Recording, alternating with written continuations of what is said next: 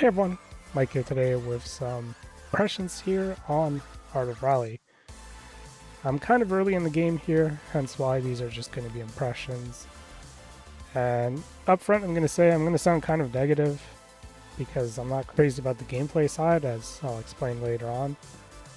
But I think it's important to say I really like what they're doing in this game. It's just the gameplay side of things is kind of letting me down. If you've played Absolute Drift, I believe was the other game, Zen Edition. This is the other game that they've previously done. I've had similar problems with that one as well, so, you know, it is what it is. If you like the physics of that game, you'll like this one as well, and I think you'll like the rest of it.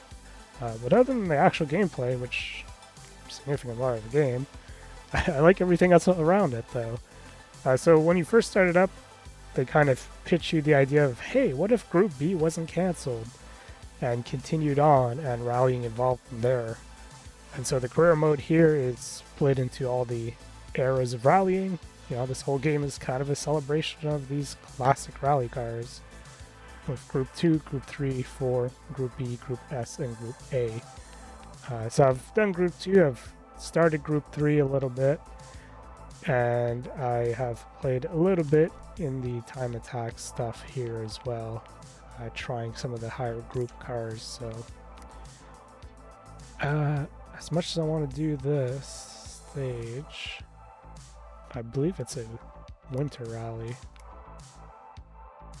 We'll see. So here's the Group 3 cars. Let's go right back to the beginning, run through them. So they have kind of the likeness of all these classic rally cars, along with some of the liveries used at the time, and then they have kind of solid colors afterwards. So, you know, second gen Escort Cosworth. I believe a Barth. I believe that's what that is. RX3 Mazda Rotary. Lancia Stratos. You know, so on and so forth. Right, you get all of the classics, and some of these cars were added in one of the updates after the fact. So, yeah, very cool so far. I've liked what they're doing, and let's go ahead and do the rotary here. Oh, great! We're not gonna get. Oh, we're gonna get snow. No, Norway is usually the snowy ones. Cool. So what happens is the events are kind of somewhat random, so depending when you start an event, depending when you start it, you might get a different track. So they have all the classic locations of rally racing as well. So you have Finland, Norway, Germany, Japan, Kenya. I'm missing one. UK surprisingly not in there, but as you kind of see, it's, you know, this clean aesthetic. Nothing too detailed here in terms of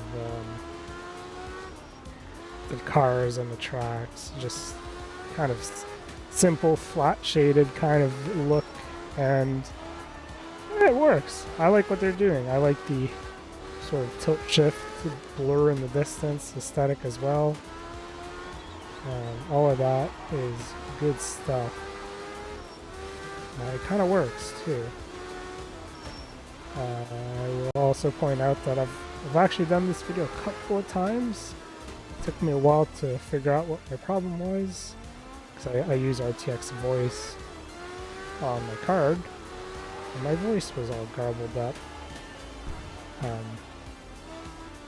Yeah, for whatever reason, if you're running VSync, it ignores the frame rate cap you want to put on the game, and on a 1080 Ti, this game can take a lot of power out if you're running at 2K unlimited frame rate. So I don't actually know how high the frame rate was going, but yeah, it was enough to take my whole GPU. As now with, you know, just a 60 frame cap, which is what I'm using for recording here, it's totally fine. It's like 20-30% GPU or something crazy. But anyways, yeah, fourth for the stage. That's kind of common. One of the things that I mentioned earlier on is I'm not crazy about the feel in this game. You see the way I'm driving, it's a lot of just brake in a straight line and kind of take the corner, and like it feels like I'm over braking, and visually it looks like I'm over braking. However, that is not the case. This game, yeah, that's kind of where the gameplay side of it just kind of doesn't work for me. You know, you can't just drift the corner kind of like you would want to in a racing sim or in an arcade game. It's got its own flavor of physics slash controls, and I'm personally just not crazy about them. You know, I find this game's a little hard to read and figure out what it wants. Once you run a couple stages, you start kind of getting a hang of it, and it's not terrible.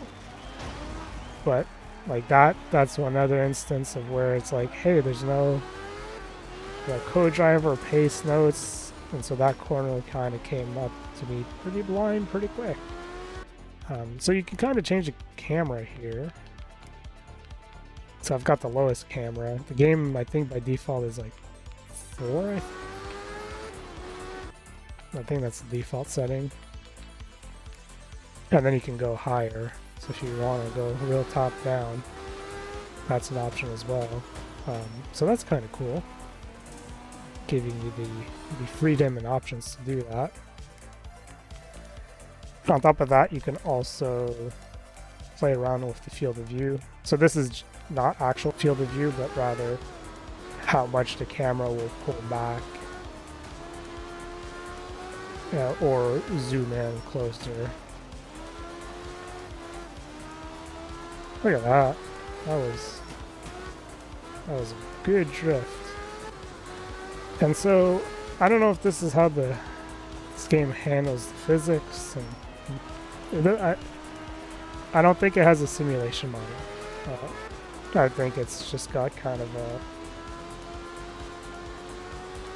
a basic physics model combined with a bit of a helping hand of where if you take certain corners at what is considered the correct speed, which can be a little arbitrary to try and figure out, the game kind of just keeps you drifting perfectly, and you don't really need to do a whole lot. If you do it just right, that's kind of how it feels. It feels kind of arbitrary, but yeah. So what happens is if you don't brake enough for the corner, this is where you got to brake a lot more than you think you need to. Saying comes in is, you know, you'll brake what feels correct, and then you brake for whatever feels correct, and you start turning because you hit the brakes and the car slows down significantly, kind of saying, hey, there's a ton of grip here. And then you take the corner, and you're like, well, why am I sliding off the road? I hit the brakes a little bit. And visually the game's telling me, hey, I'm slowing way down. When the reality is I actually don't have that much grip. And I guess if I'm trying... Oh no, I look at the number, and yeah, I am slowing down a lot. It's a weird disconnect. As someone who primarily plays a lot of racing sims, I normally don't have problems like that. So yeah, I found this game to be kind of tough because of that. Actually, I'm surprised I didn't do better than third on that stage. Huh. Well, it is what it is. I was able to do first. I'm also talking a lot, which doesn't help. But yeah, I was able to do first in a couple other rallies when I started getting hang of the cars and the physics and all that. So on the plus side, well, like you saw, all the cars are really... they're all the iconic cars you expect. I'm gonna go for a Group S car. I want to try something, or let's go Group A. I want to try the fastest. Now, Group Group B should technically be the fastest, but yeah, we'll go for these newer ones. There's almost no choice, right? I mean, everyone would go for the Subaru. I actually like the Celica a lot. Oh yeah, that's delivery. 810 horsepower. So yeah, the game did do what I was thinking it was gonna do, which was literally, hey, Group E is the pinnacle. Group A and Group S or Group S and Group A are evolutions of that as opposed to what they actually were in real life. So these cars are going to be stupid fast. Because the Group B car is, depending on the car itself, I've not found it too bad. It depends on the car though. And I think that's the other thing too worth pointing out is depending what car you're driving, you may be able to get used to their feeling better than others. They're all kind of similar in that they all have that kind of floatiness to them, but at the same time they do have their own characteristics that try and replicate what the real car was. So some cars are more tail happy, some cars are more power slidey because they're mid-engine. Yeah, when you get air, it's a little tough to know how much air you're going to get on some of these corners. Like that one. I didn't think I was going to get that much. But yeah, driving the Celica here. It's, once I'm on the road and gripping correctly, it's not as ridiculous as I thought it would be. Again, this is my first time driving one of these very, very fast cars, so yeah, it's not too bad. And just for crap, or just for fun, I'll just show off the Group B. So again, all the classics, they're all very recognizable. They all have the alternate liveries that they would have raced and all the standard colors you expect. So, yeah, I really like what they've done. I like what they're trying to achieve with this game. I like everything about it, except I just feel like the gameplay side, the vehicle physics, handling part. Again, it's the same problem I've had with the previous one, Absolute Drift. I feel like this is better, but it shares some of the same problems where, you know, it's weird. If you've played simulators and stuff like that, you expect one thing. If you've played arcade games, you kind of expect something else. And this game doesn't really do either, or tries to do both, sort of, in a sense, and it just doesn't. It doesn't lead to something that's particularly fun, at least in the way they've done it. So, you know, I think, well, I know for a fact, like, you know, I stuck with it for the first season and a bit of the second. And by the end of the first season, I was changing cars every event as well. But by the end of the first season, I was like, okay, you know, this speed of car, I'm getting kind of it. I'm able to finish events in first now. I'm doing okay. Oh, I'm winning him in first, so I'm doing more than okay. But, you know, by the next season, the cars are a bit quicker. The first stage was a little rough, and then the second stage was like, okay, I've built up to this speed. I'm kind of okay.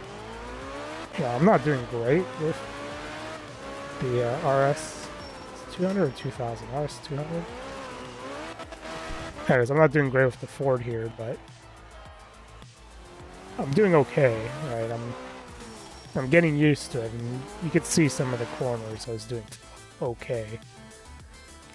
But yeah, it's one of those things you got to build up to it. And anyways, like the cars, they have all the classic look. There's UK missing for some reason, but you know, Finland, Sardinia, Japan, Norway, Germany, Kenya. There's a bunch of events. There's standard and reverse of each track,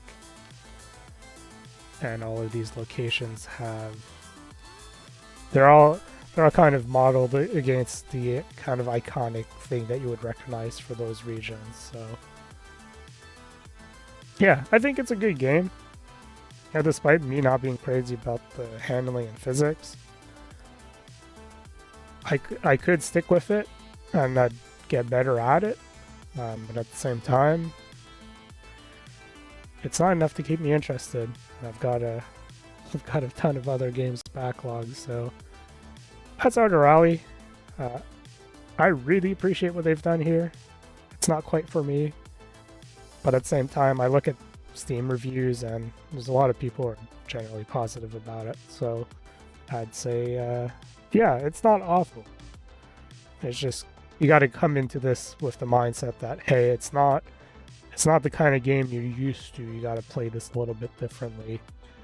And once you start getting a hang of it, it actually is kind of satisfying, but not quite satisfying enough for me, unfortunately. So, won it here. Hope you guys enjoyed this video, and I'll see you guys next week with some other gameplay video. I don't know what to play next, because this was the last game on my actual list of to-do. And I'm trying to buy time here because I'm looking on my list on the other monitor. I have not picked out anything, so see you guys next week with whatever mystery game video I'm going to be doing.